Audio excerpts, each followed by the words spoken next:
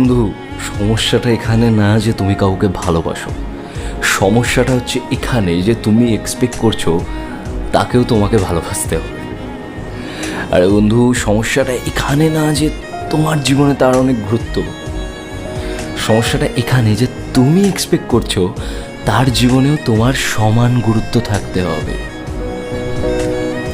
আর তুমি যে তাকে ভালোবাসো, তোমার নিজের ভালোবাসাটা প্রকাশ করতে গিয়ে মানে আপনি প্যার কো ইজহার করনে কে লিয়ে তুমি কয়েকটা ন্যারো ওয়েকে, কয়েকটা ন্যারো অ্যাসপেক্টকে সিলেক্ট করে নিচ্ছ, যেটা তোমাকে তার কাছে তো যেতে দিচ্ছে না, বরং তোমার ডেস্টিনেশনের পথে তোমার রাস্তাটা, যেটাকে তুমি শর্টকাট ভাবছো আর কি বন্ধু, সেটাকে আরও লং বানিয়ে দিচ্ছে।